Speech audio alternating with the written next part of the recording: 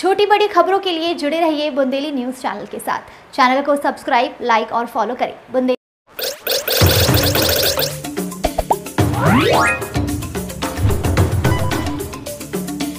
51वें खजुराहो नृत्य समारोह का समापन। अंतिम दिवस माननीय राज्यपाल महोदय की गरिमामयी उपस्थिति रही। शास्त्रीय नृत्य की विविधता और समृद्धता को प्रदर्शित करने और विस्तारित करने में खजुराहो नृत्य समारोह का उल्लेखनीय योगदान। माननीय राज्यपाल शक्ति की शाश्वत उपस्थिति के साथ खजुराहो के सिद्ध मंच पर झिलमिल हुई भारतीय संस्कृति और दिव्य कला। भारतीय संस्कृति की अनुपम धरोहर, शास्त्रीय नृत्य की पावन भूमि और दिव्य कला के भव्य उत्सव 51वें खजुराहो नृत्य समारोह का सिलसिला बुधवार को अपने अंजाम पर पहुंच गया। महाशिवरात्रि के पावन पर नृत्य प्रस्तुतियों में शिव और शक्ति के सुंदर स्वरूपों की छवियां मंच पर साकार हुईं। देश के सुप्रसिद्ध नृत्य साधकों ने अपनी साधना और कल्पना से नृत्य कला में शिव शक्ति को इतने आकर्षक और प्रभावी ढंग से दिखाया कि मंच शिव शक्ति की शाश्वत उपस्थिति को सुधीजनों ने अनुभूत किया।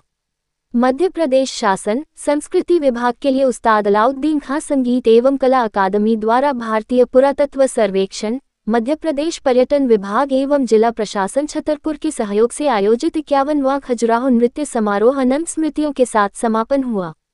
समापन अवसर पर मध्य प्रदेश के महामहिम राज्यपाल मंगूभाई पटेल बतौर मुख्य अतिथि उपस्थित रहे। साथ ही खजुराहो के माननीय सांसद वी.डी. शर्मा और माननीय विधायक अरविंद पटेरिया विशेष रूप से उपस्थित थे। सभी अतिथियों का स्वागत संचालक संस्कृति एन.पी. नामदेव द्वारा पुष्पगुच्छ भेंट कर किया गया। इस अवसर पर माननीय राज्यपाल महोदय ने अपने उद्बोधन में कहा कि शिल्पकला की तीर्थ नगरी में आयोजित 51वें खजुराहो नृत्य समारोह में एक बार फिर शामिल होकर बहुत खुशी हो रही है।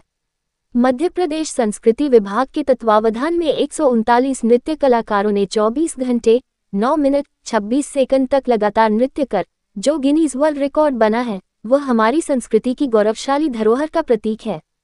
प्रदेश का मान बढ़ाने वाले वृहद शास्त्रीय नृत्य मैराथन में शामिल सभी नृत्य कलाकारों, समन्वयकों, गुरुओं और आयोजकों को बधाई देता हूं। गिनीज वर्ल्ड रिकॉर्ड में प्रदेश के नाम 6 कीर्तिमान दर्ज कराने की विशेष उपलब्धि के लिए राज्य सरकार के प्रयास सराहनीय है। समारोह में बाल नृत्य महोत्सव, 600 से अधिक वाद्य यंत्रों पर केंद्रित नाद प्रदर्शनी और भरतनाट्यम नृत्यांगना पद्म विभूषण डॉक्टर पद्मा सुब्रह्मण्यम के कला अवदान पर केंद्रित प्रदर्शनी सह व्याख्यान गतिविधि प्रणाम के नवाचार सराहनीय है।